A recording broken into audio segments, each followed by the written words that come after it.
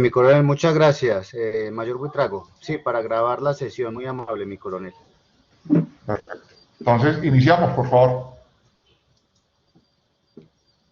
Muy buenos días para todos.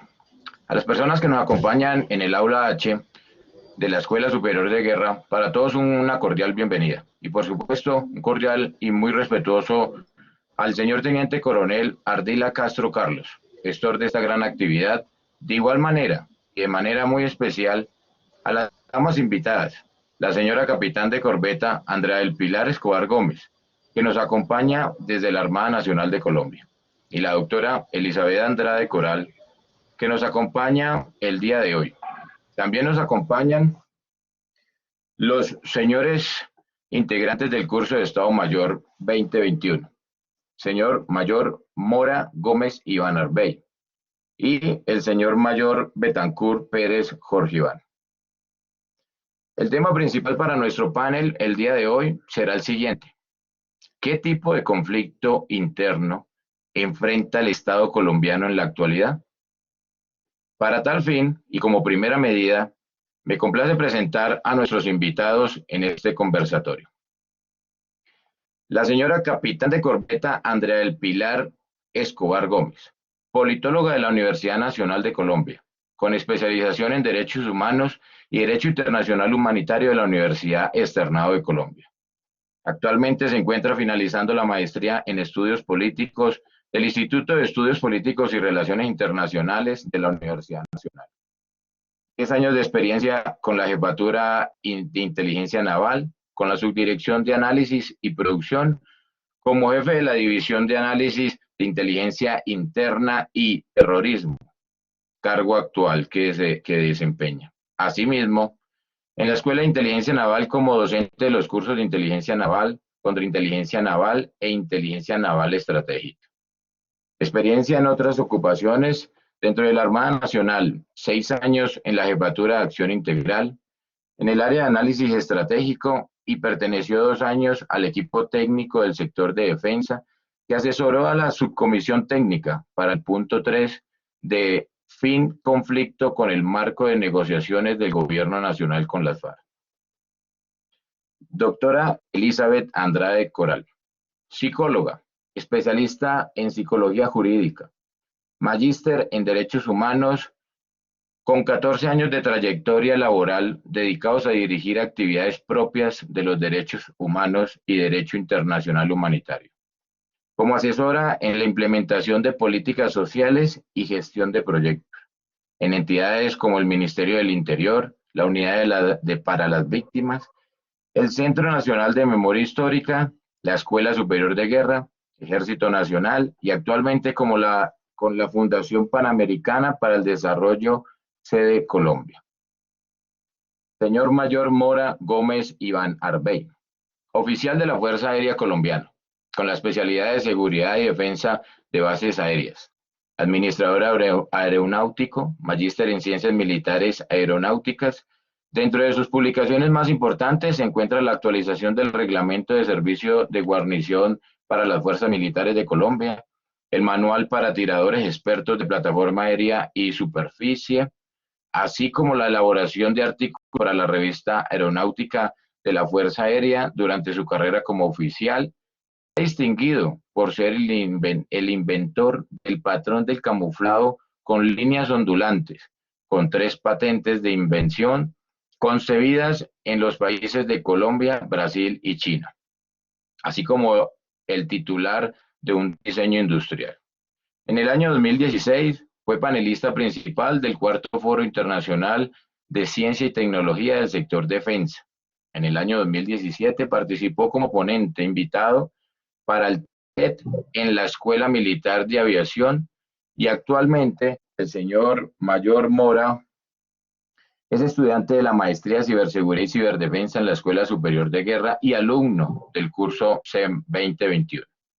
Señor Mayor Betancur Pérez Jorge Iván, economista, especialista en seguridad integral y análisis de riesgos, magíster en inteligencia estratégica y prospectiva, con 19 años de experiencia como oficial de inteligencia en diferentes niveles, actualmente integrante del curso de Estado Mayor y estudiante que obtendrá por el título de Magíster en Ciberseguridad y Ciberdefensa. Inicialmente, he querido pedirle de manera muy especial a nuestras invitadas en esta primera parte de nuestro evento que en la mañana de hoy y en los próximos minutos nos permitan vislumbrar el contexto interno y externo, sus actores y características que han sido complejas y difíciles en el conflicto colombiano. Y posteriormente, en una segunda parte, a cada uno de nuestros ponentes, quienes nos representarán en nuestro panel de discusión. Asimismo, quiero dar a conocer que en el link que se publicó a través de la plataforma Blackboard, se podrán formular las preguntas por parte del público, en el cual se tendrán un espacio al final de nuestro panel para poder abordarlas por parte de nuestros panelistas y especiales invitados. En el conflicto armado y sus actores involucrados, tanto al interior como en el sistema internacional. Señora capitán de corbeta Andrea del Pilar Escobar Gómez, muy buenos días. El auditorio es suyo.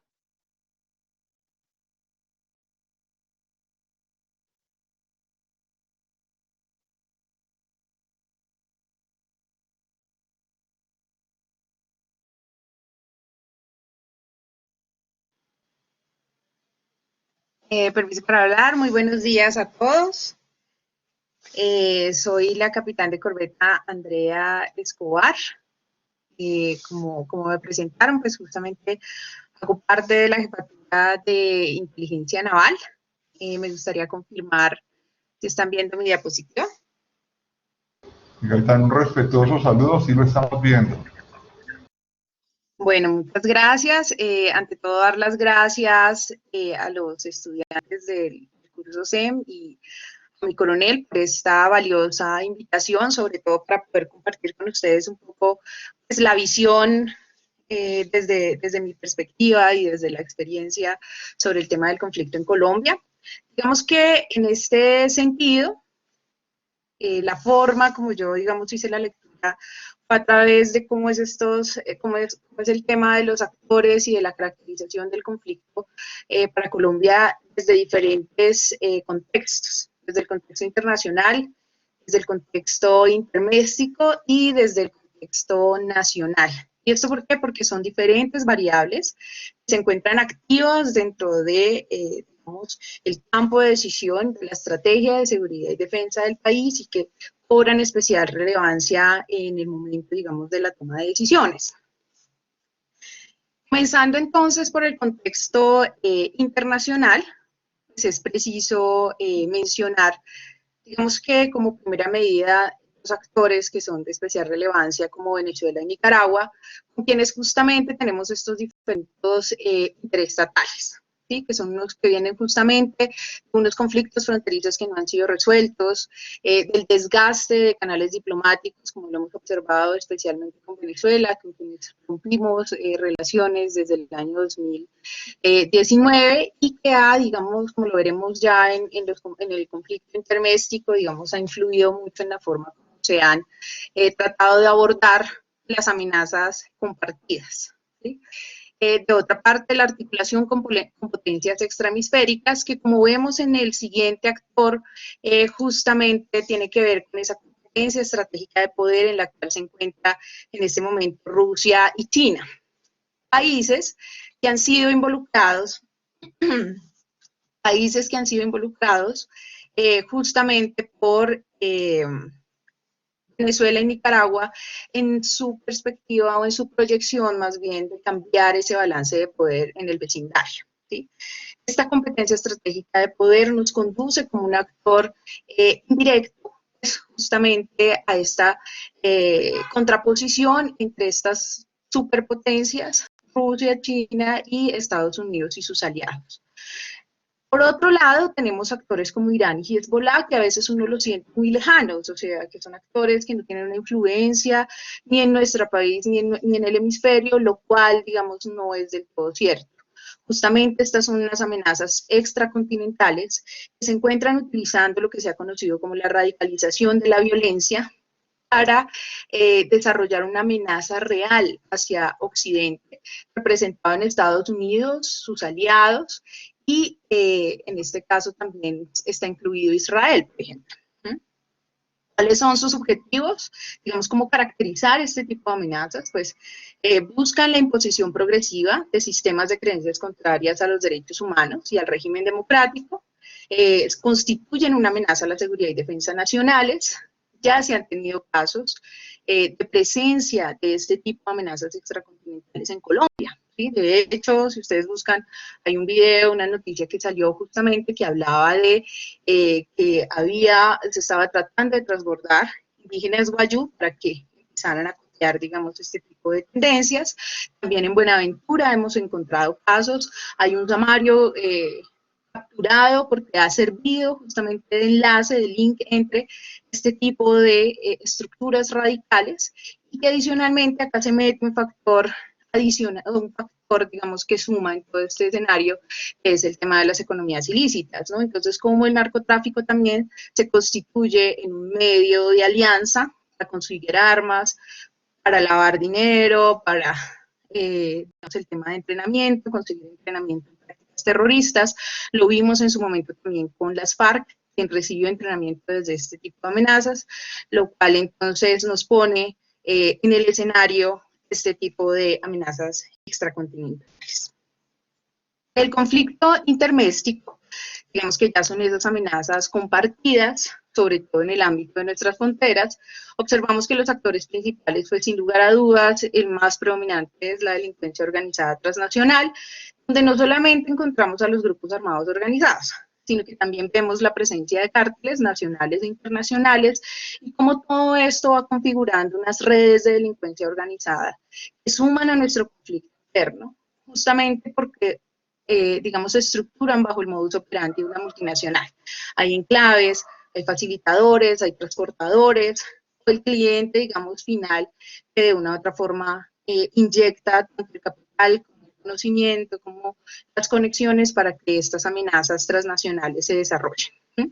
Son amenazas transnacionales que no podemos limitar solamente al tema del narcotráfico, sino que en este momento ya son multidimensionales, en términos de minería y criminal, el tráfico de migrantes, de personas, los delitos financieros, el tráfico de armas, que fortalece sin lugar a dudas estos grupos armados, el contrabando y el tráfico de especies. Y todo esto se fortalece en las debilidades fronterizas. Hemos tenido una débil política fronteriza, digamos, desde el nivel central. Hay unas zonas grises que son aprovechadas por estos grupos. Todo esto se suma a las debilidades de cooperación binacional que hablábamos en el escenario anterior, y también pues que son zonas con altos niveles de corrupción y de pobreza. Finalmente, ya entrando, digamos, al tema del conflicto nacional, ¿cierto? En este momento, justamente, la coyuntura nos muestra que podemos tener o podemos acercarnos a su análisis desde dos perspectivas. ¿Sí? Desde el conflicto interno armado, que está establecido en todo el tema del artículo 3, adicional al protocolo 2 de los convenios de Ginebra, donde tenemos la caracterización justamente de unos grupos organizados y también de los grupos de delincuencia organizada. Y de otra parte tenemos el conflicto social y político que tenemos en este momento en nuestra coyuntura nacional. Entrando en el primero, digamos, podemos afirmar, pues es como la lectura, ¿no?, que hago yo desde el campo profesional, los grupos armados organizados, que podríamos dividirlas en dos. Por una parte, el tema de las guerrillas históricas, donde tenemos al ELN, que digamos nunca ha pasado por este proceso de una desmovilización colectiva, y de otra parte, una facción de este GAOR, de los grupos armados organizados residuales, que estaría en cabeza de Iván Mordisco y de Alian Gentil Duarte, que son justamente aquellos que nunca entraron al proceso de desmovilización, especialmente Iván Mordisco y su combo, y que ellos, digamos, se autoproclaman como los verdaderos revolucionarios, los que no traicionaron el proyecto bolivariano de las FARC, y que son las verdaderas FARC. Y que, digamos, desde esta perspectiva, sobre todo desde el tema discursivo y también lo que observamos en terreno, observan en la facción de la Segunda Marquetalia como los traidores del proyecto bolivariano de las FARC, una vez negociaron y firmaron el acuerdo. Y ahí es donde entra entonces digamos como esa segunda caracterización de los GAO, que son estos grupos armados post-desmovilización, post-procesos de desmovilización, que podríamos, digamos, caracterizar como grupos que surten este proceso de rearme. Ahí tendríamos el GAOR, el que ya mencionamos, de la segunda Marquetalia, en cabeza de alias Iván Márquez y Santrich, pero también debemos incluir allí unas facciones que son independientes, que para la Armada sobre todo las observamos con una alta injerencia en el Pacífico colombiano, en la parte pues suroccidental del Pacífico, que tienen que ver entonces con unas facciones que no tienen un mando unificado, que se encuentran más bien centradas en sus economías ilícitas y que tienen un alto componente, digamos, de criminalización de su accionar criminal en el territorio. Tenemos también los grupos armados que se derivaron de las autodefensas, de ese proceso de desmovilización, como el Clan del Golfo y los Caparros, y los que se derivaron del proceso de desmovilización del EPL, como los Pelusos. Ya finalmente, entrando al tema de el conflicto social y político, que la verdad no podía dejarlo por fuera, observamos entonces el tema actual de la protesta, que también debemos caracterizar desde dos puntos de vista. La protesta que se ha desarrollado en forma pacífica y la protesta que se ha desarrollado en forma violenta. En forma pacífica encontramos, digamos, como este grupo que son los indignados, que podríamos caracterizarlo como aquellos que son los convocantes y los que se encuentran ahorita simpatizantes, y por qué dividirlos, porque lo que hemos observado en este momento, sobre todo en los procesos de negociación con el gobierno, es que no existen unas vocerías definidas que, digamos, logren abrogarse este proceso de negociación como los interlocutores plenos. Por el contrario, en los simpatizantes observamos sobre todo los grupos de juventudes, que no necesariamente son estudiantes, mayoritariamente son aquellos que se mantienen en la movilización y que en este momento, digamos, tienen unos pedidos muy puntuales, muy característicos de sus plataformas. Esto, digamos, hablando de uno de los sectores, porque hay varios. Por otro lado, tenemos las víctimas colaterales. Acá observamos, por llamarlo así, ¿sí? Observamos el tema de las economías locales, regionales y nacionales, desde el tema de los productores, los trabajadores y los consumidores. También encontramos que hay digamos, una disgregación especial en el tema territorial, en espacios urbanos, donde vemos no solamente la afectación desde el tema de las ciudades, sino también en el tema barrial. Y observamos otros sectores que acompañan este tipo de movilizaciones o que han intervenido en algún momento, como sectores académicos, los partidos tanto de oposición como los oficialistas, y los centristas moderados que están funcionando, digamos, como catalizadores de negociación.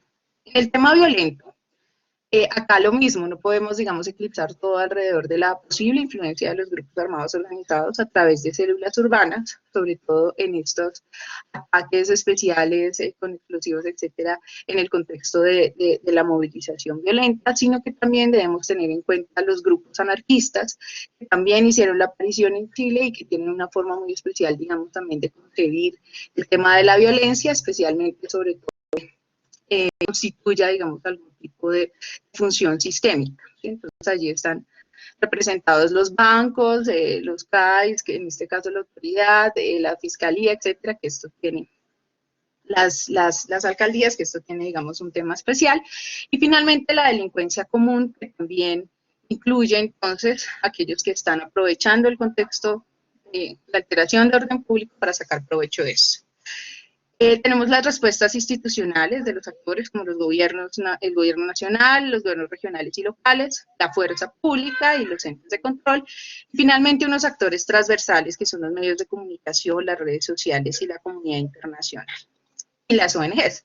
La comunidad internacional, pues que en este momento justamente estamos en el ojo del huracán con el pedido que están haciendo de activar la ley LIGEI, que justamente bloquearía recursos de cooperación para fuerza pública, especialmente para la policía, en términos de presuntas violaciones de derechos humanos en el contexto de la movilización.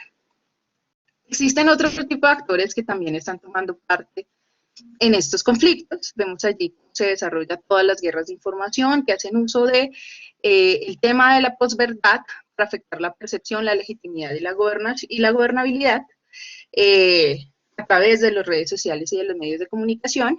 Y finalmente, también debemos considerar lo que ha venido sucediendo con los ciberataques, ¿sí? En este tipo de amenazas que se vienen configurando, que no tienen un espacio, digamos, territorial definido, pero que sí pueden hacer una afectación considerable a la infraestructura crítica del Estado, donde tendríamos, digamos, dos tipos de actores, ¿no? Lo que se ha visibilizado con Anónimo, que tiene un objetivo muy claro de atacar las páginas web y las plataformas institucionales, los hackers internacionales a través de estas granjas de trolls desde Bangladesh, Corea y China, que tienen un objetivo muy puntual, que es desinformar a través, digamos, de la manipulación de diferentes informaciones, con el fin de desprestigiar la acción del gobierno ante el paro nacional e incentivar la protesta. Yo creo que termino aquí, antes de que se acabe mi tiempo.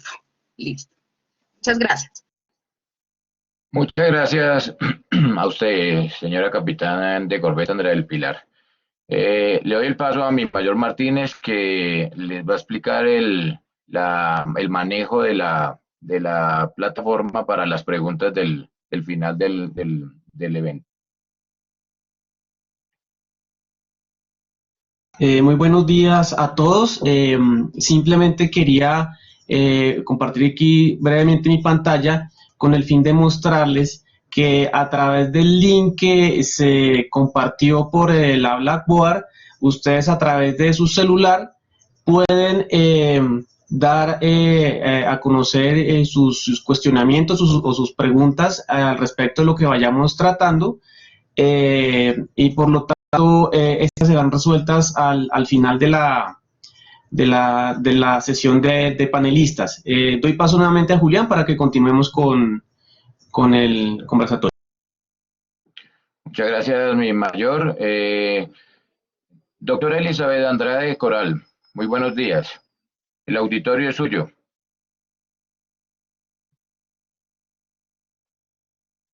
Buenos días, ¿me escuchan? Sí, doctora, la escuchamos y aprovecho para darle un cordial saludo. Qué bueno tenerla con nosotros. Gracias, coronel. La verdad también agradecerles a todos ustedes por este espacio. Un saludo muy especial al coronel Ardila y a todos los señores oficiales que están en este momento realizando su curso de Estado Mayor. Bueno, en realidad, pues considero que la capitana hizo una contextualización bastante amplia en relación al tema del conflicto armado. Y creo que en este momento es oportuno hablar un poco más sobre esos impactos sociales. En realidad, los escenarios en los cuales yo me he desempeñado en los últimos 14 años han sido escenarios en donde se han generado implementación de esos medios que buscan primero identificar cuáles fueron esos impactos sociales que ha dejado el conflicto armado y segundo, cuáles pueden ser esas medidas para mitigar esos impactos. Si bien reconocemos que muchos de los, en este momento, como lo hablaba anteriormente la capitán, muchos de esos impactos sociales también generan este tipo de conflictos al nosotros no tener definidos unos procesos de atención a esos impactos, es que estos hacen que este conflicto se vuelva más grande a nivel social. Cuando yo les hablo de estos impactos a nivel social, ¿de qué les estoy hablando específicamente? Y me voy a ir a algo que es muy específico, ya es esas víctimas que deja el conflicto armado en Colombia. Como lo mencioné anteriormente, cuando se habla de conflicto y de toda esa dinámica que muy bien lo explicó la capitán, de ese tipo de aspectos, tanto operacionales y armados, y toda esa influencia internacional que tienen los conflictos armados, el conflicto armado, y de cierta manera este conflicto armado interno en Colombia, nosotros no podemos desligarnos de algo que es muy importante, y es esos resultados devastadores que dejan ante la sociedad los conflictos. Primero, si nosotros nos vamos como a analizar esa historia del conflicto armado interno, nos podemos darnos cuenta que desde el principio, cuando se inician a consolidar cierto tipo de acuerdos con los grupos beligerantes, como se llamaban antes, nosotros entendemos que al mismo tiempo de que se quiere mitigar el conflicto, dependiendo de la política y de esos aportes que cada gobierno, digamos como la voluntad de cada gobierno, los impactos pueden o fortalecer el conflicto armado o pueden mitigar el conflicto armado, pero el conflicto armado en Colombia nunca ha finalizado, ¿sí? O sea, el interés, digamos que el interés de los gobiernos en eliminar el conflicto en ocasiones lo que ha generado es que se fortalezca este conflicto armado, y que los impactos a nivel de ese conflicto, a nivel social, se acrementen. ¿A qué me refiero en esto? Por ejemplo, cuando les decía anteriormente que uno de los impactos que ha dejado el conflicto han sido las víctimas, y es esencial en eso. Cuando nosotros empezamos a analizar como a través de la historia cuáles han sido esos picos más fuertes del conflicto, es donde identificamos que las graves violaciones a los derechos humanos se presentaron en esas épocas donde el conflicto, y de acuerdo, digamos, a esa voluntad política de los gobiernos, o en eliminar el conflicto, digamos, eliminar el conflicto, ya sea con acuerdo sostenido con los grupos armados, o ya sea digamos, eliminar el conflicto o de cierta manera restarles fuerza a los grupos armados. Cuando hablamos de restar fuerza a los grupos armados de manera armada totalmente, es cuando el impacto social se ve más afectado a nivel de víctimas del conflicto, y es así cuando en los años más o menos entre 1990 hacia el 2004, el incremento de víctimas del conflicto pues aumenta en Colombia considerablemente. Llegamos a ser uno de los países con más víctimas del conflicto, reconocido como uno de los países con mayor número de víctimas, y de cierta manera eso lo que genera es, primero, que el gobierno no tenga los gobiernos, porque en realidad esto no solamente es de un solo gobierno, ha sido históricamente de todos los gobiernos. Primero, pues que el gobierno no tenga unas políticas establecidas en temas de reparación, ¿sí? Porque eso fue lo que pasó cuando estos picos de víctimas empezaron a incrementar, no había una ruta establecida en temas de reparación a víctimas. Y segundo, al no tener esas medidas establecidas, lo que genera es que primero haya más violencia, y que uno de los hechos victimizantes más fuertes en este periodo de tiempo que les estoy diciendo, entre 1998 y 2004, fue el desplazamiento forzado. Este desplazamiento forzado llegó a generar ya en los sectores urbanos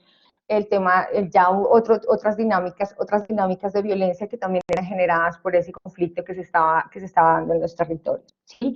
Cuando el conflicto armado cuando los gobiernos no tienen el interés ya es un interés un poco más de dialogar con los grupos armados, si bien el conflicto no cesa, de hecho creo yo que es cuando más fuerza toman los grupos armados organizados, y es un ejemplo claro de lo que nosotros estamos viviendo actualmente después de la firma del acuerdo de paz. Y eso también se dio en algún momento, hablando ya de esa historia, también se dio cuando se firmó uno de los primeros acuerdos, que fue en la época del gobierno del presidente Belisario Betancur. Estamos viviendo exactamente lo mismo que en esa época se vivía, ¿sí? Primero, estos dos, haciendo un paralelo con estos dos acuerdos de paz que pasó en esa época, que estamos hablando de 1982 y 1900, viene siendo eso como 1982, 1986, pasaba exactamente lo mismo que estamos viviendo nosotros ahora después del acuerdo de paz, acuerdo de paz firmado aquí con las FARC. ¿Qué pasó? En ese entonces ellos buscaron un poder político, y de hecho también estuvieron en el Senado y en la Cámara de Representantes en ese entonces, y lo que generó el llegar a ellos, a ese poder político, fue empezar a mover las masas de cierta manera a los lugares urbanos, y se presentaron también las protestas sociales. En ese entonces también había grupos, sobre todo de grupos independientes de trabajadores, o las autodefensas obreras que se reconocían en ese entonces, que también generaron este tipo de movimientos, no solamente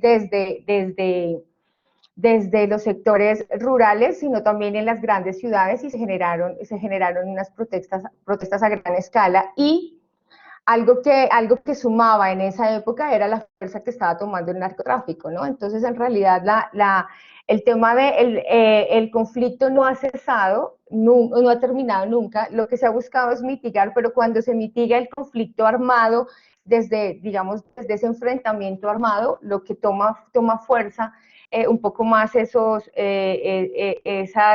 ideales políticos de estos grupos organizados, pero generan un caos a nivel social, y cuando ya el tema es netamente armado, lo que genera esos impactos sociales que genera es en relación a víctimas. Los dos obviamente generan víctimas del conflicto, pero sí vemos que son dos posturas totalmente, dos posturas que fortalecen indiscutiblemente muchísimo más el conflicto armado en Colombia.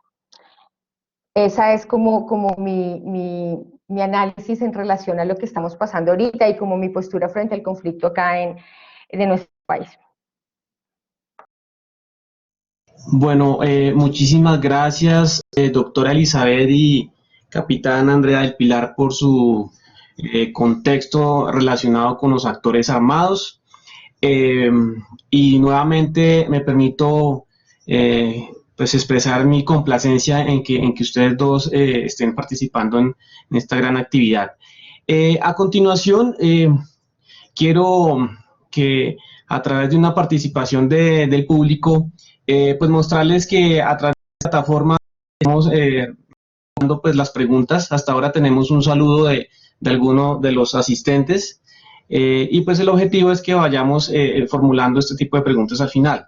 Quiero a continuación hacer una pequeña encuesta con el público, con el cual podamos entrar en contexto con el tema del origen del conflicto armado.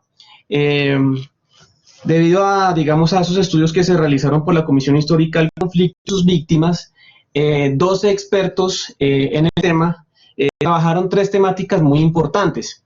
Y nada más quiero que podamos plasmar la posición de cada uno de ustedes, los asistentes, con el fin de mirar cuál es su punto de vista con respecto a esos 3 interrogantes.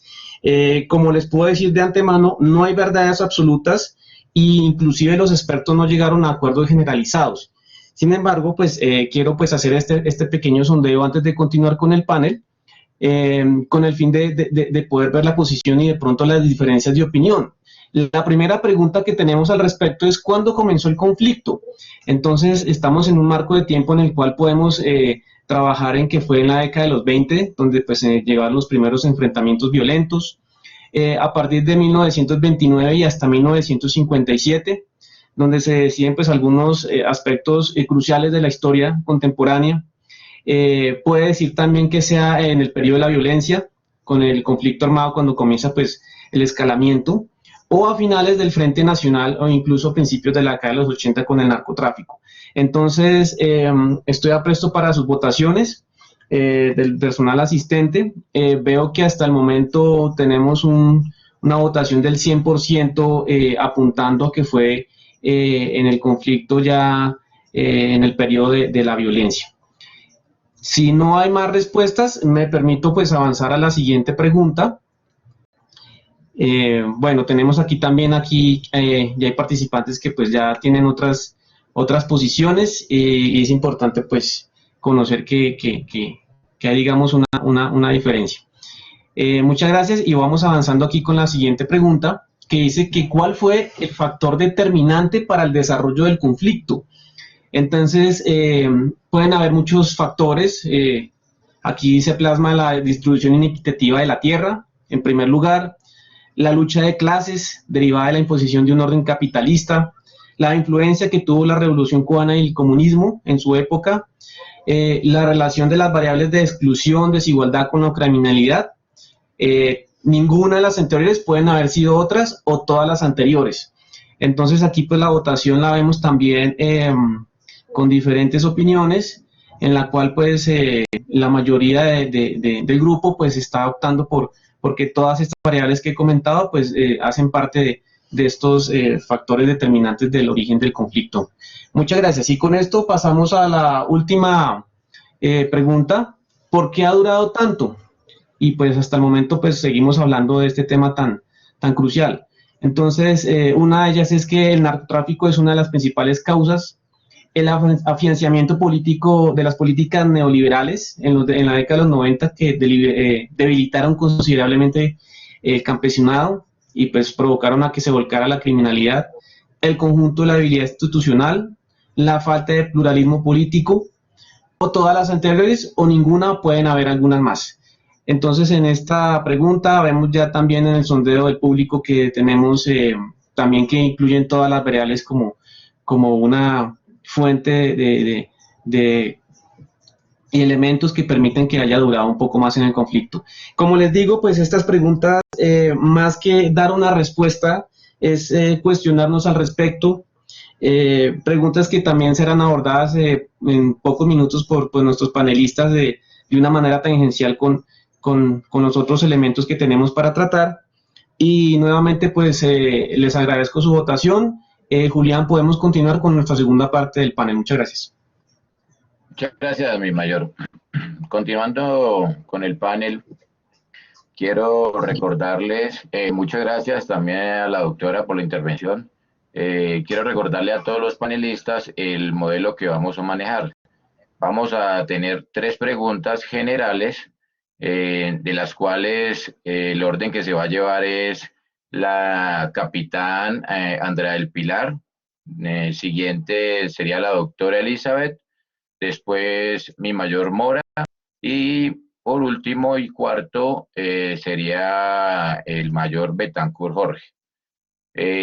Para cada respuesta tienen 2 minutos. Entonces, ese sería el modelo que vamos a manejar y pues continuamos con la pregunta. En el contexto del conflicto armado, interno y externo, que influyen en el conflicto, ¿cómo el papel de los Estados Unidos ha impactado en el conflicto armado interno colombiano, teniendo en cuenta su relación estratégica con Colombia y su involucramiento directo a partir del Plan Colombia de 1998? Bien, pues, capitán Andrea del Pilar.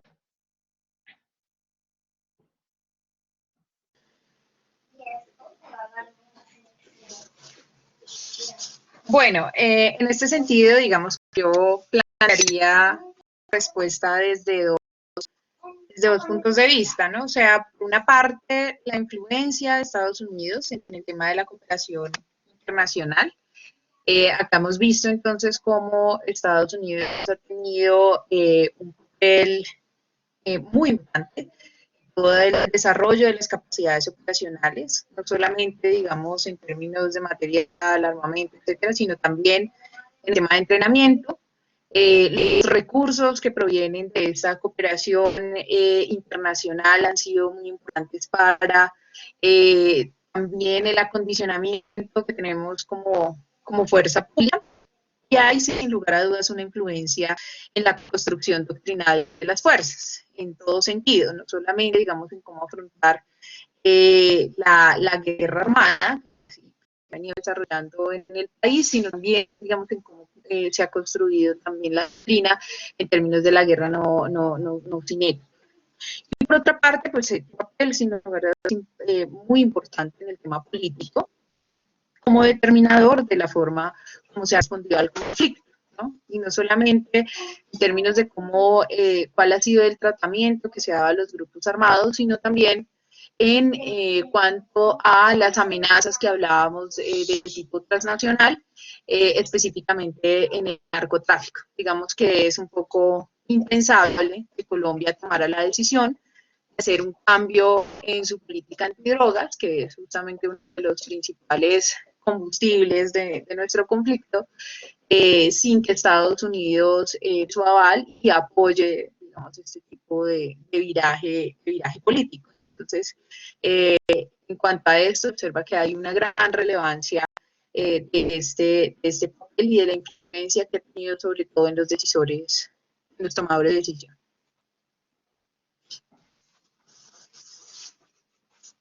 Muchas gracias, capitán Andrea del Pilar. Continúa la doctora Elizabeth. Bueno, eh, perdón, lo que pasa es que tengo aquí un problema con la cámara, no sé por qué no me deja prenderla, pero bueno, lo vamos a hacer así entonces. Bueno, en cuanto a ese papel que ha tenido los Estados Unidos en relación al conflicto armado y ese involucramiento que tuvo el Plan Colombia, que inició en 1998, hablando ya desde lo que vine hablando en la introducción anterior, pienso que el Plan Colombia cogió muchísimo más fuerza después del año 2000, en realidad. Si bien inició en el 98, ya en el año 2000, del 11 de septiembre del 2001, donde cambia ese discurso de seguridad democrática, y al cambiar ese discurso de seguridad democrática empiezan a incluirse también dentro de ese discurso temas de derechos humanos. Se notó acá en Colombia específicamente que se fortaleció muchísimo la ofensiva militar, y al fortalecer mucho la ofensiva militar, el grado de vulneración en derechos humanos fue mayor. No me refiero a que la ofensiva militar generó esa violación de derechos humanos, nunca, no lo digo en ese sentido, pero sí digo que al entrar a ser más fuerte esa ofensiva, como lo mencionaba anteriormente, empezaron a abrirse esos espacios de victimización hacia los sectores rurales, ¿sí? ¿Qué pasó? ¿Qué es este Plan Colombia en que favoreció, digámoslo así, a las víctimas?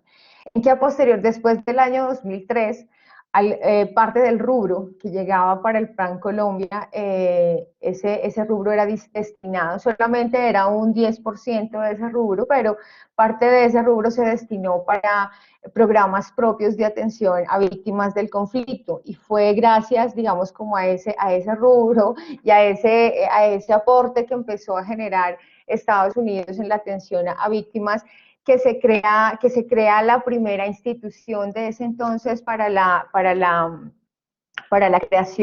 para la atención a víctimas, ¿no?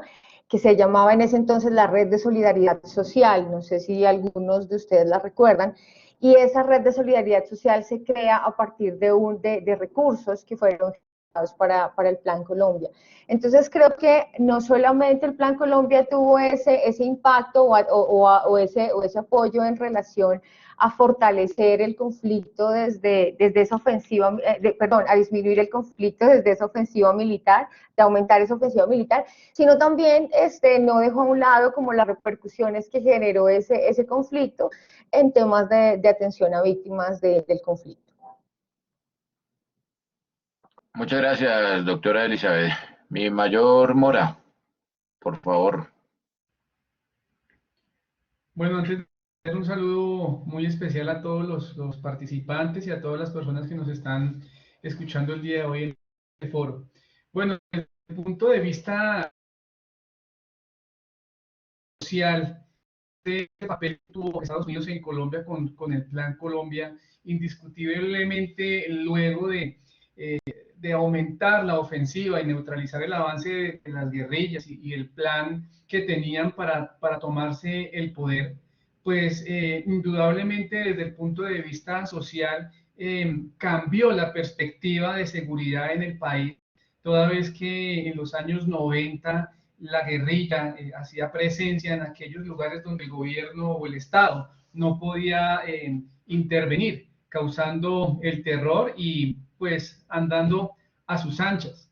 Entonces, con la llegada del Plan Colombia y el fortalecimiento de las fuerzas militares, pues se logra uno de los objetivos, que es llegar hasta estos puntos inhóspitos donde se tenía control por parte de la guerrilla, y empezó después del año 2000, 2004, una nueva sensación de seguridad, ya que las fuerzas militares y la policía se veían fortalecidas pues a causa de este apoyo tanto económico, tanto militar como de inteligencia, y obviamente esta sensación de seguridad repercutió en la economía del país al catalogarse en un nuevo grado de inversión por parte de otros países. Entonces, indiscutiblemente, desde la parte social, Colombia a partir del año 2000, 2006, empezó nuevamente a surgir económicamente y a restablecer su economía y de alguna manera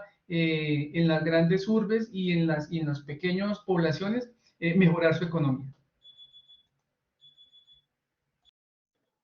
Muchas gracias, mi mayor. Por favor, mayor Jorge Betancourt, ¿puede continuar? Bueno, muy buenos días para todos. Un especial saludo. En cuanto a lo que hace referencia a la pregunta, más o menos desde el año 2000 a la fecha se hace un balance de lo que fue la inversión de Estados Unidos a Colombia en todo lo que tiene que ver con la adquisición de estas capacidades y para influenciar directamente. Entonces, digamos que una vez hecho este comparativo, más o menos Estados Unidos invierte en Colombia 9.940 millones de dólares, de los cuales el 71% se van para la asistencia militar y el 29% para la asistencia institucional. Pero el trasfondo de esto es entender por qué Estados Unidos empieza a entrar a, a atacar este flagelo del narcotráfico acá en Colombia. Entonces, esto se da desde la época de los 80 y suena un poco a lo que nosotros vemos en las novelas y parece algo dantesco, donde un narcotraficante como Pablo Escobar se ofrece a pagar la deuda externa de Colombia. Esto para un país que casi año tras año necesita endeudarse para poder subsistir, para poder desarrollarse como Estado, que no está mal, pero con unos préstamos y una asistencia que básicamente Colombia lo que pide son préstamos básicamente para poder sostener a su población y no desarrollar infraestructura. Entonces era escandaloso que un solo cartel como el de Medellín, sin contar el de Cali u otros, generara unos dividendos tan grandes que están en la capacidad de pagar la deuda externa en Colombia. Entonces, esto en la DEA y en muchas agencias de inteligencia de los Estados Unidos una pregunta y es, ¿cuántos son los dividendos que genera el narcotráfico en Colombia? Y pues nosotros a través de nuestra discusión en lo que es nuestro quehacer del día a día, pues no tenemos una estimación clara de eso, e inclusive se dice en muchos ámbitos académicos que esto es imposible de cuantificar, pero lo cierto es que el narcotráfico ha sido el motor de la guerra en Colombia y básicamente, ¿qué repercute esto para Estados Unidos? Son salidas de millones de dólares que no retornan a la economía de los Estados Unidos. Es decir, el problema es que de alguna u otra manera el narcotráfico genera un tema inflacionario en los Estados Unidos. Entonces, realmente el tema del involucramiento de los Estados Unidos en Colombia va más allá de un tema de consumo en sus ciudadanos, va a ser un tema que se están escapando dólares de los Estados Unidos, es decir, de alguna manera el narcotráfico le quita poder adquisitivo a los ciudadanos americanos, le quita poder adquisitivo a las empresas. Entonces, realmente la asistencia del pueblo norteamericano a Colombia es realmente para que su economía continúe siendo lo que es hoy en día, más que un problema de consumo a nivel mundial. Muchas gracias. Muchas gracias a los cuatro panelistas. Las intervenciones de verdad que nos enriquecen ese contexto que se maneja en la parte social y económica y las diferentes posturas sobre la pregunta. Continuamos con la siguiente pregunta. ¿Cuáles han sido los referentes del conflicto que han determinado la definición de estrategias para afrontarlo? ¿Qué falencias se han identificado y qué lecciones dejan a futuro al estratega militar? Por favor, la capitán Andrea del Pilar, ¿puede continuar?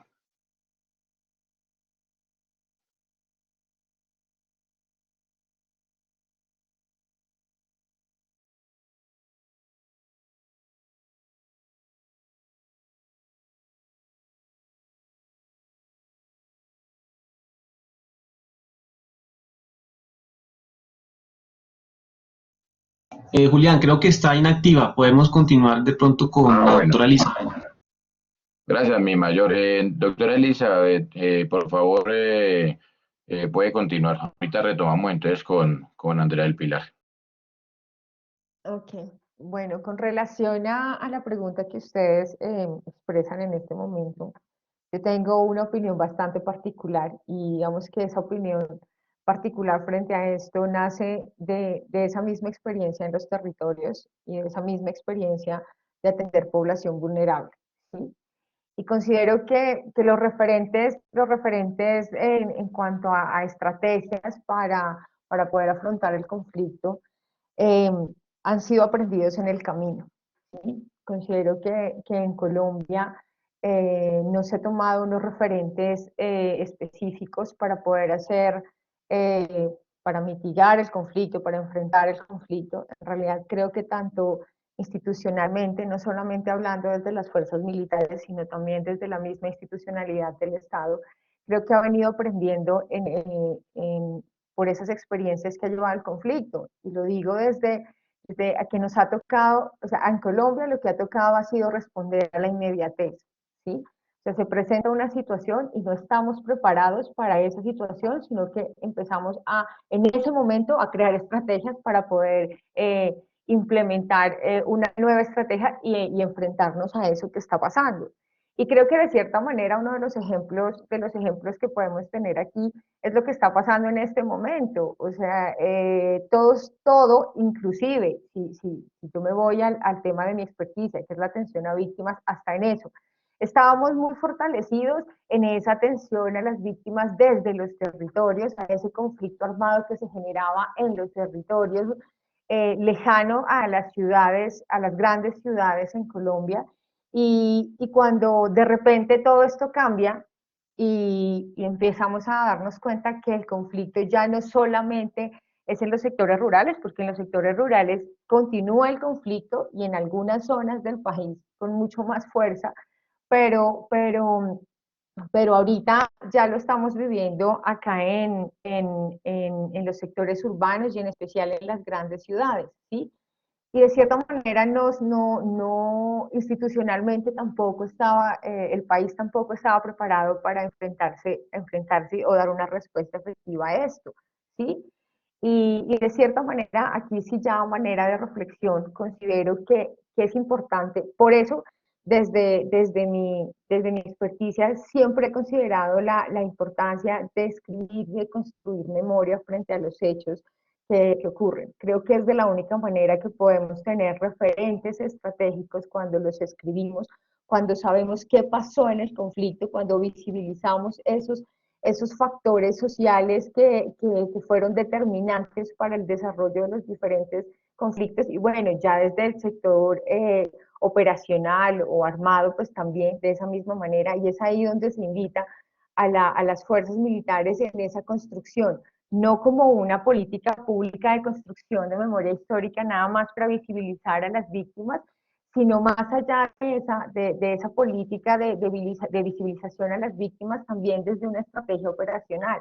La historia, inicialmente cuando hablaba uno de los mayores aquí, decía que hay múltiples verdades, ¿no? Nosotros no podemos decir que la verdad es una sola, pero sí es importante que en este momento la memoria histórica se empieza a escribir desde las fuerzas militares con una mentalidad un poco más estratégica, ¿sí? Si otros sectores o si el enemigo como el enemigo escribe la historia y la transforma, pues nosotros no la queremos transformar, queremos escribirla tal y como se da desde esa legitimidad que la institución militar. Entonces considero que no, o sea, como les digo, es una opinión muy personal, considero que no se han generado estrategias que puedan, no sé, ayudar a afrontar el conflicto. Considero que todo ha sido de inmediato, que se ha venido aprendiendo en el camino, en donde se han generado aciertos, pero también se han generado bastantes errores. Gracias.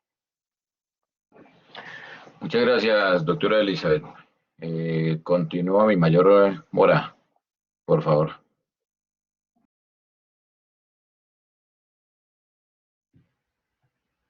Bueno, para responder a esta pregunta, es importante tener en cuenta que en el ámbito de la construcción sostenida de la paz, pues son múltiples los retos en los cuales se requiere ahondar para consolidar realmente una estructura, un proceso de paz duradero.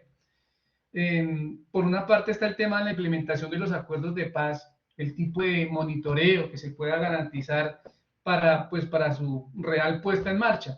A esto también se agregan grandes retos, indudablemente, el cual es plantear procesos de desmovilización, el desarme, la reintegración de los miembros de los grupos armados y esa parte social a estas personas que se están incorporando nuevamente a la vida civil. Es importante también el tema de la justicia transicional. Es algo bien delicado y bien importante. Este es otro reto al cual hay que tenerle bastante cuidado, sobre todo en contextos donde existen límites para alcanzar plenamente las demandas de las víctimas que exigen la verdad, que es lo más importante en un proceso de estos, junto con la justicia y la reparación, indiscutiblemente. Y pues obviamente en el caso colombiano, eh, coincido con la doctora Elizabeth en cuanto a que una de las grandes falencias ha sido la construcción de la verdad, la memoria histórica.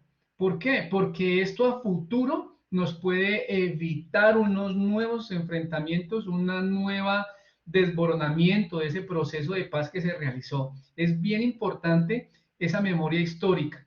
Entonces, en cuanto a la parte social, también es importante determinar que para una construcción duradera y permanente de paz, obviamente hay que tener en cuenta todo esto del género, la raza, la discriminación y todo lo que a futuro puede desboronar esa paz duradera. Gracias. Muchas gracias, mi mayor Mora. Jorge, por favor, continúe.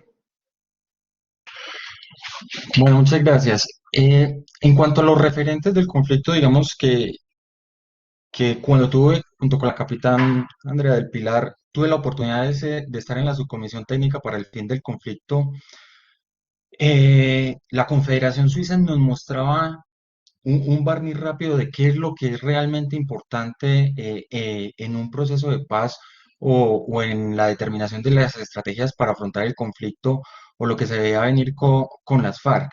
Y ahí hay un tema que, digamos, Sudáfrica es un referente a nivel mundial sobre todo este tema del conflicto y el tema es la reconciliación. Es decir, la reconciliación es la clave para que los conflictos puedan finalizar. Pero básicamente esa reconciliación aquí en Colombia se ha tomado es como un revanchismo. Entonces veíamos una imagen y muy coincidente hoy en día que veíamos a Santrich y a Márquez cuando le preguntaban que si iban a pedir perdón al pueblo y de manera irónica contestaban quizás, quizás, quizás, y mírenlos hoy dónde están en día, prófugos de la justicia y alentando a esas masas y afirmando categóricamente que están dentro de ellas y haciendo una serie de justificaciones sociales. Pero digamos ya vámonos con la legalidad. Entonces veíamos al hijo de Álvaro Gómez interpelando a Julián Gallo Cubillos sobre cómo había sido el asesinato de su padre por parte de las FARC.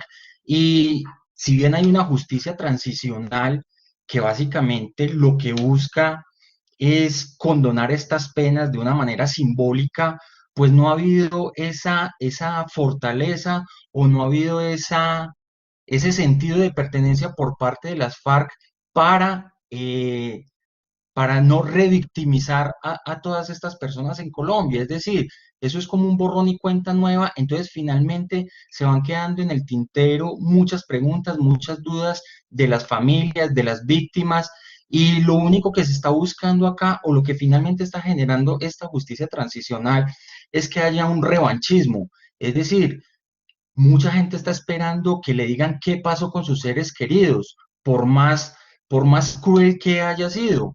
Y aquí critican mucho el proceso que se dio con las autodefensas en San José de Roalito porque era o sea, los paramilitares, como se llamaron, o las autodefensas, confesaban, no, mire, nosotros cogimos a este sujeto, lo picamos, lo tiramos al río y era muy cruel. Pero hombre, las víctimas de esta parte decían, listo, ya sé que lo mataron.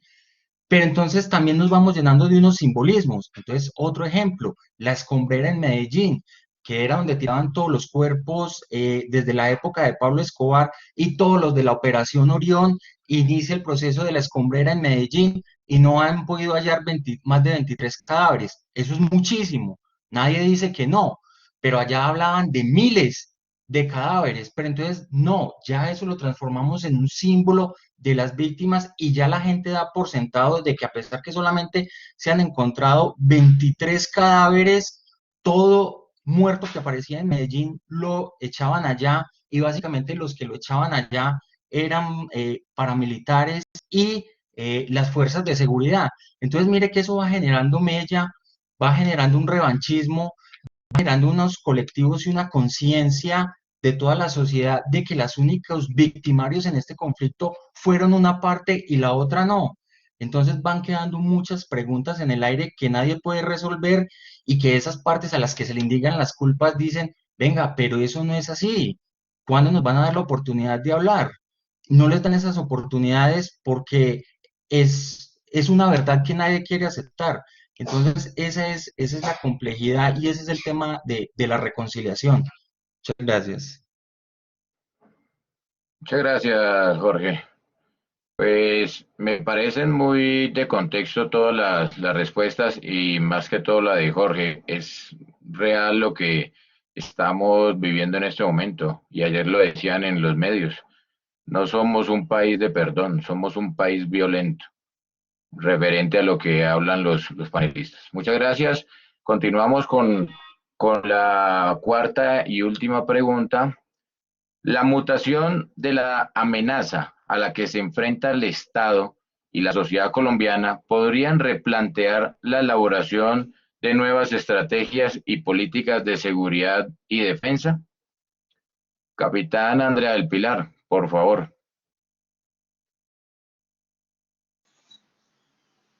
Bueno, en este sentido, yo considero que efectivamente la mutación de la amenaza debe replantear la elaboración de las estrategias, ¿sí?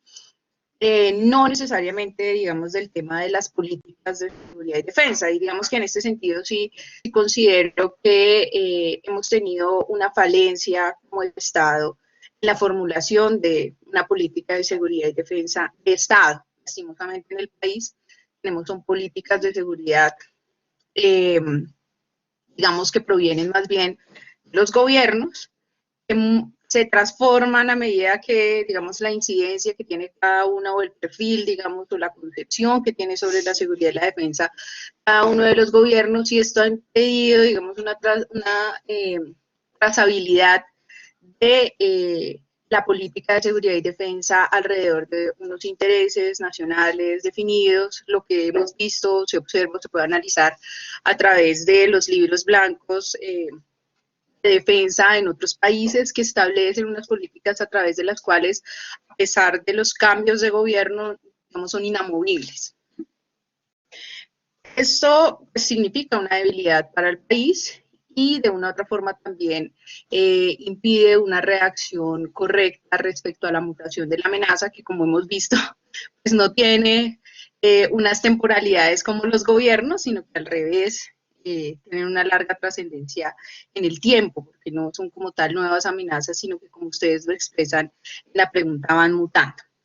En este sentido, sí considero que esa mutación de la amenaza debe implicar la elaboración de nuevas estrategias, digamos, respuestas muy acordes por parte del Estado a esas mutaciones, y como lo hablaba en mi presentación, pues estas amenazas deben ser leídas desde el ámbito de la multidimensionalidad. A veces considero que nos quedamos muy pegados, digamos, a nuestro conflicto interno y a lo que hemos conocido durante la historia, de la forma como se habían venido manejando los grupos armados organizados en el país, pero desconocemos estas otras amenazas que les mencionaba en la presentación no tienen un ámbito, digamos, territorial muy determinado, sino que son de tipo transnacional, son extrahemisféricas, extracontinentales. Algunas de ellas ni siquiera tienen un ámbito territorial como las amenazas cibernéticas, que deben implicar entonces que se transite como Estado la reacción, es como normalmente estamos actuando, a la prevención, y en esto tiene mucho que ver generar conocimiento, conocer a profundidad cómo funcionan estas amenazas y alejarnos un poco, digamos, de a veces los sesgos que existen en la manera como se abordan estas mismas y tratar de profundizar sobre todo en su ascendencia ideológica, política, social, económica, que nos permita tener una comprensión real de cómo se van dando estas características de la mutación.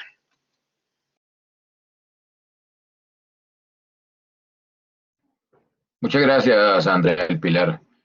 Por favor, doctora Elizabeth, puede continuar. Bueno, yo considero que estamos obligados como Estado a generar unas nuevas estrategias y de cierta manera recojo algunos aspectos de los que han hablado mis otros compañeros panelistas y pienso que en relación a temas de seguridad y defensa, se debe dejar de pensar que solamente el tema de seguridad está enfocado en fortalecer el brazo armado, ¿sí? Creo que si bien dentro de las políticas públicas se habla mucho sobre una seguridad un poco más transversal y un poco más integral, lo que hemos visto en los últimos años, es sobre todo en temas territoriales, es que el fortalecimiento en seguridad ha sido netamente armado, ¿sí?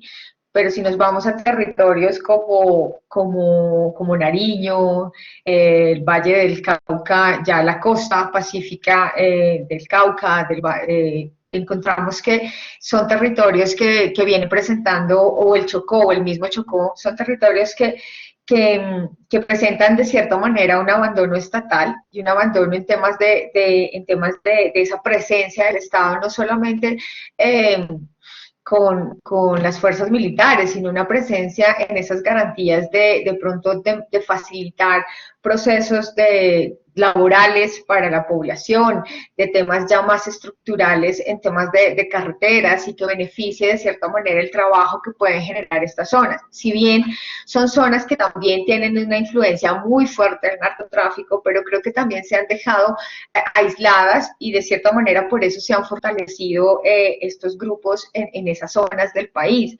Yo hablaba, bueno, en mi actual trabajo, yo coordino un grupo en territorios, ¿sí? Estamos, el programa en el cual nosotros lo desarrollamos en 21 municipios y tengo profesionales que están desarrollando ejercicios de atención humanitaria en esos 21 municipios. Yo hablaba la semana pasada con una de las profesionales que se encuentra en Santa Bárbara de Iscuán de Nariño y ella me decía, tenemos un problema muy grande a raíz del paro y es porque estamos siendo obligados por los grupos armados a salir a manifestar.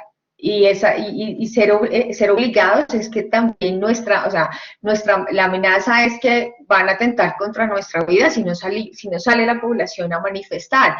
Entonces ella me decía algo y decía, aquí lo único que nosotros vemos es pues al ejército, pero ni siquiera ellos nos pueden defender. En este momento nosotros estamos siendo totalmente gobernados por estos grupos. Ella no me hablaba en su conversación telefónica, me decía, usted sabe por quién estamos siendo gobernados, por estos grupos. No sé si tenía miedo a ser escuchada allá o no, pero creo que de cierta manera eso es lo que ese tipo de estrategias que se deben replantear es eso, o sea, una presencia del Estado no solamente armada, no solamente de sus fuerzas militares, sino también con una serie de garantías ciertas garantías que mejoren esa calidad de vida de los pobladores en esas zonas del país y pues obviamente en todo el país. Puede que sea una propuesta muy ambiciosa, pero se puede lograr.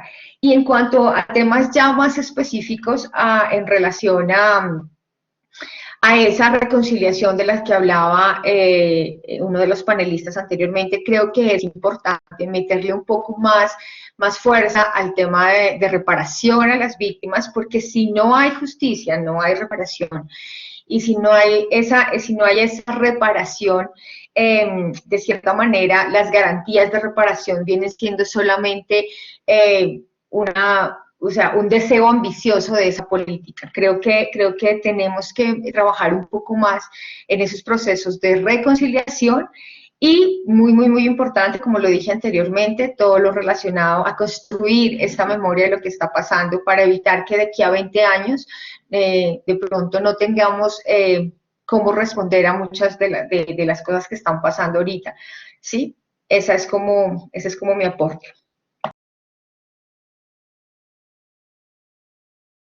Muchas gracias, doctora. El público, pues por las situaciones del tiempo, vamos a pasar de una vez a las preguntas por parte del público para no dejarlas sin responder. Entonces, dentro de lo que ya se ha tratado, ¿sí? Una de las preguntas del público dice, ¿qué avance ha tenido el país en el desarrollo de la reparación integral de las víctimas dentro de una estructura de justicia transicional a lo largo de sus distintos procesos de paz y negociaciones del conflicto armado interno? En esta parte del evento, cualquiera de los cuatro panelistas que nos quiera responder, solamente es que continúe.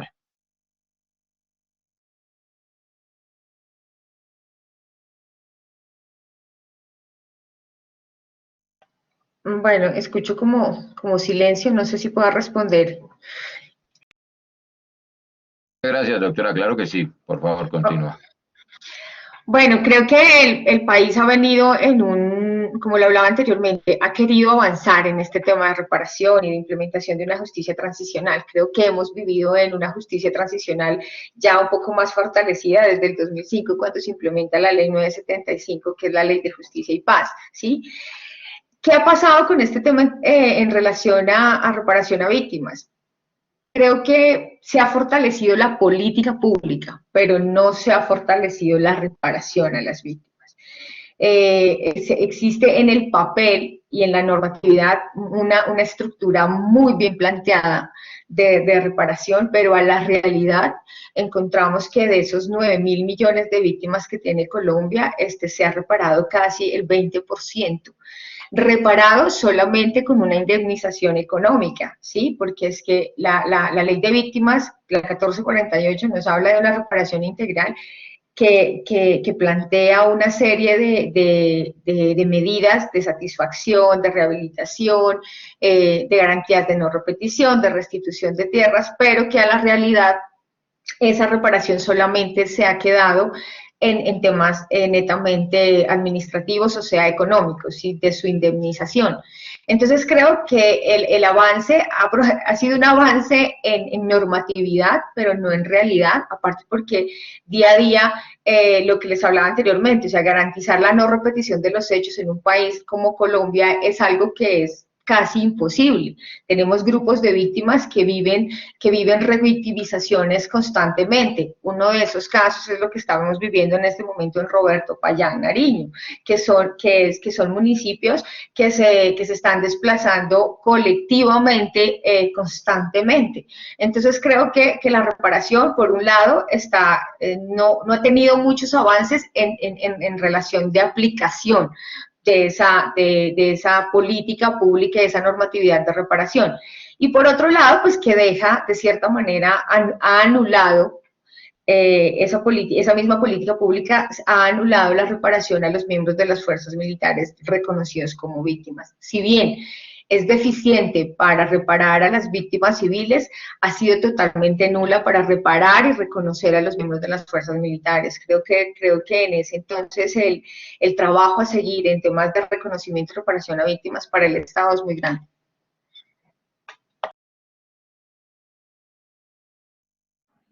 Muchas gracias, doctora Elizabeth. Muy muy con el contexto actual, su respuesta también ya por su trabajo, por su actual trabajo.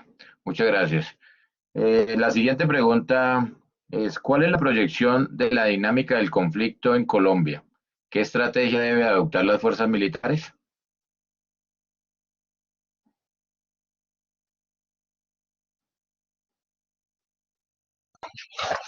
Bueno, pues me voy a tomar la vocería, digamos, en esta pregunta, solamente una parte, o sea, esto tiene mucho, tanto de largo como de ancho, sobre cuál debe ser la aproximación, pero lo hablábamos y lo hemos hablado muchas veces en clase, y es que nosotros debemos entender cuál es la dinámica del conflicto o cuál es el momento histórico que está presentando el conflicto armado y tenemos que aprender a entenderlo. Entonces, hemos escuchado conferencias como la de mi general Ospina, lo hemos hablado con mi mayor Belandia y varios compañeros, y obviamente al colombiano hoy no le impacta que sus fuerzas militares den de baja a un cabecilla de cualquier grupo, llámese el ELN, el GAOR, el Clan del Golfo, eso ya no impacta. El momento histórico donde la estrategia americana que se llamaba el Body Counter Killer, es decir,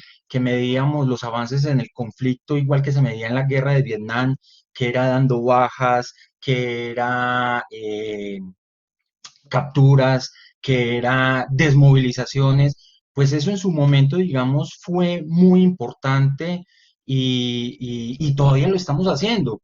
Pero ustedes que llevan básicamente el mismo tiempo que yo en nuestra carrera militar y no es una estrategia derrotista, básicamente nosotros llevamos 20 años haciendo lo mismo, bajas, desmovilizados y capturas. Y díganme, señores, con todo el respeto que ustedes se merecen, ¿cómo ha cambiado eso? Entonces, realmente la estrategia de seguridad que se ha vivido en un momento que era esto, fue mermar estos grupos para poder que la inversión extranjera entrara en Colombia, para poder proyectar una economía, pero hoy en este momento podríamos decir que cogemos a Santrich y lo logramos extraditar. Dígame si eso va a parar, digamos, todo esto que se está viviendo en las calles. Segundo, cuando yo les digo que hay que interpretar esto, tenemos que entender realmente a qué le tenemos que apuntar y aquí de qué pena, pues les hablo desde mi experticia como oficial de inteligencia militar y se lo he compartido a muchos compañeros. Cuando éramos subtenientes, sobre todo los de inteligencia, trabajábamos un blanco que se llamaba PS3, que era el Partido Comunista Clandestino Colombiano. De un día para otro nos dijeron, hey, no trabajen más PS3. Y uno decía, pues bueno, ¿y por qué no? Porque eso era entrar en unas dinámicas que iban más allá de un ámbito meramente militar. Entonces uno entraba a ver personajes políticos, sociales y todo lo que estamos viendo que hoy se está construyendo desde abajo. Y eso no es que se lo inventó la inteligencia militar o es el mismo cuento de siempre. Desde el quinto congreso del ELN que se desarrolló a finales del 2014 y en documentos que se le han encontrado a Pablito y que han salido por los medios de prensa, pero que no se han sido rimbombantes, esto no es secreto. Ellos desde el 2015 nos están diciendo cómo iban a hacer esto. Entonces hablamos de estrategias, ¿cómo es que? Guerra molecular disipada, escuchamos a Axel Kaiser, escuchamos a Agustín Laje hablándonos de esto y básicamente nosotros nos escandalizamos y nos impactamos y no. Y básicamente como inteligencia militar entendíamos que todo esto era una crónica de una muerte anunciada, pero a nadie le importó. ¿Por qué? Porque la inteligencia militar se vuelca y tiene unos alcances más grandes que están en el ámbito político y básicamente es que ahorita nosotros como militares no podemos salir dentro de lo que nos hemos llenado de orgullo de esa asistencia militar a salir a contener las marchas. Entonces muchos dirán, sí, ese es el deber de nosotros. Claro que sí, pero el momento histórico nos va a condenar donde haya un exceso, que yo todos los días que escucho cuando están interviniendo ese tema, no vaya a ocurrir algo. Y es muy ingenuo pensar que mientras nosotros estamos en ese tema de asistencia militar, no se está mirando la provocación para ver cómo nosotros caemos en ese juego y empezamos a hacer lo que nos quieren tildar, que somos unos violadores de derechos humanos.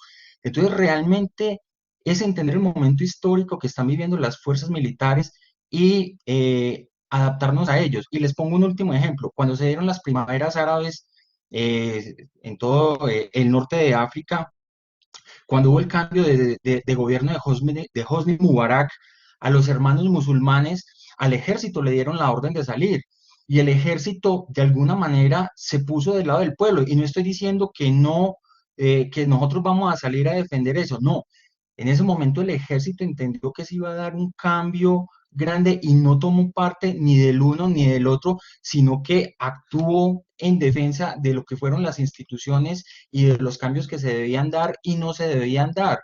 Entonces muchos dirán, uy, eso es como un discurso de izquierda o es un discurso de derecha. No, muchachos, yo a lo que voy es que nosotros no podemos caer en esa provocación. O sea, lo que realmente están esperando es que por allá un soldado regular con un fusil 56, me disculpan la expresión, le destape la cabeza a cualquier manifestante y con eso tenemos, señores, para perder todos estos años de trabajo que muy duro nos ha tocado y sobre todo ustedes que vienen de patrullar, que han estado infiltrados.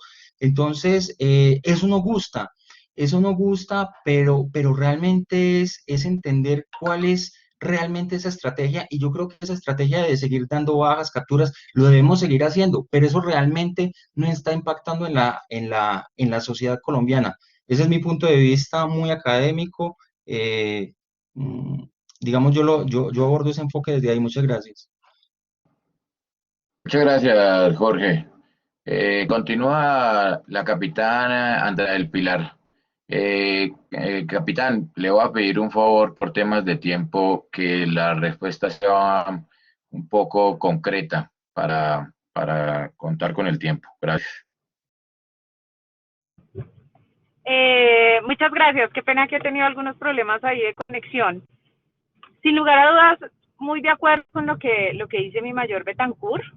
Observamos que el conflicto en Colombia tiene un alto componente en el tema social y en el tema económico, que exige una salida de tipo político, que creo que a veces han sido escudadas a través de la respuesta de la fuerza pública. De hecho, cuando uno observa en los territorios, la cara del Estado es la presencia del Estado y del policía y no de quienes estableciendo allí también el control institucional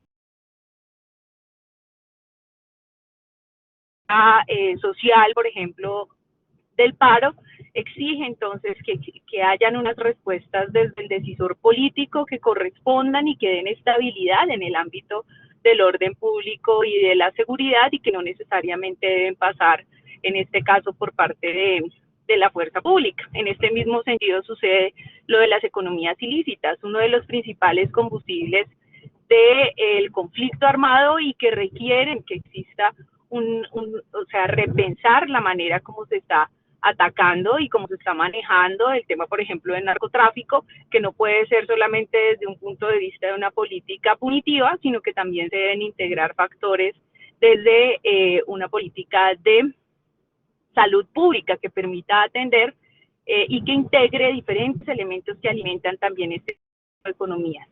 Observamos que este conflicto, a pesar que tiene unos elementos armados, ¿cierto? Unos elementos de tipo transnacional, se está entrecruzando también con unas dinámicas sociales y económicas críticas que pueden poner en jaque la estabilidad del gobierno. Eso era como lo que...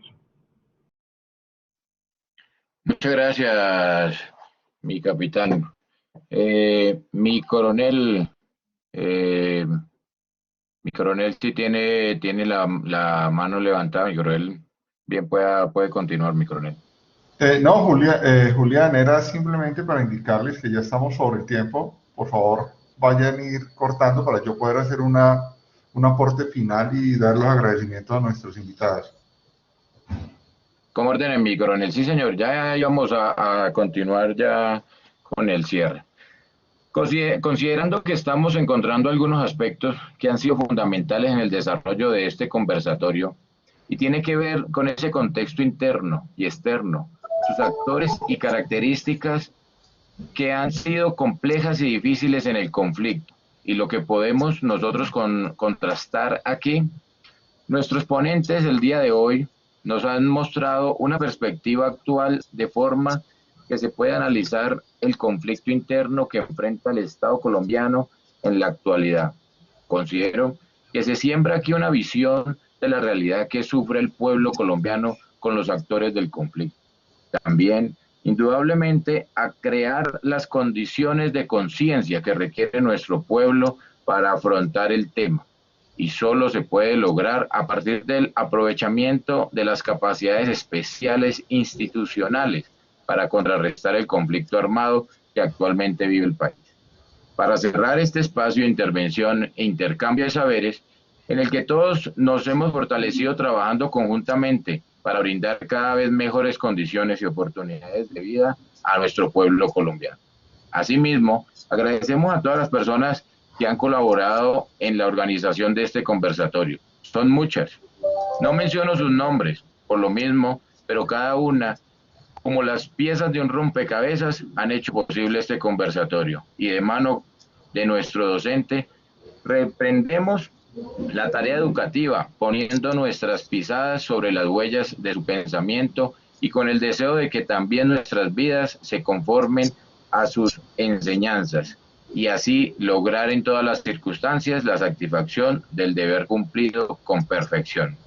Muchas gracias a todos y le doy la palabra a mi coronel.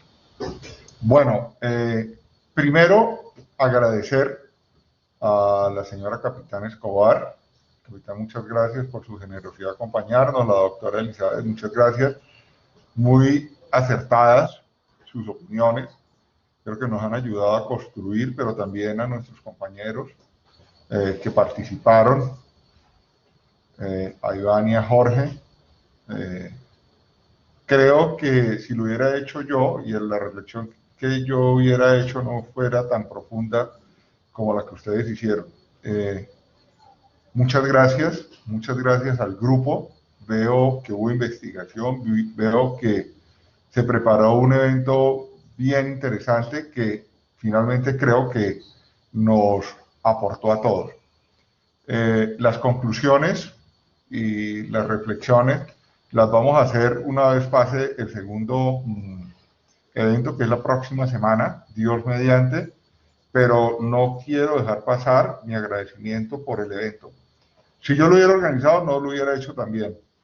Si yo lo hubiera planeado, no lo hubiera hecho también. Y creo que no solamente por hacerlo bien o mal, sino por el aporte y por la altura de las reflexiones que hicieron. Nuevamente, doctora Elizabeth, mi capitán Escobar, muchísimas gracias por su generosidad de brindarnos su tiempo para ayudarnos a construir conocimiento en este espacio. A todos, qué interesante poder iniciar una semana de trabajo con un ejercicio de este nivel.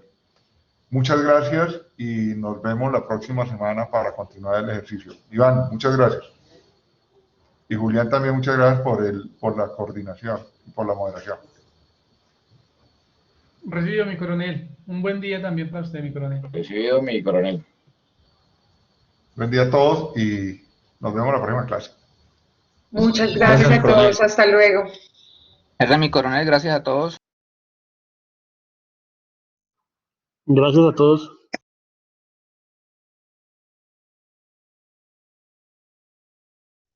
Muchas gracias. Un feliz día. Hasta luego.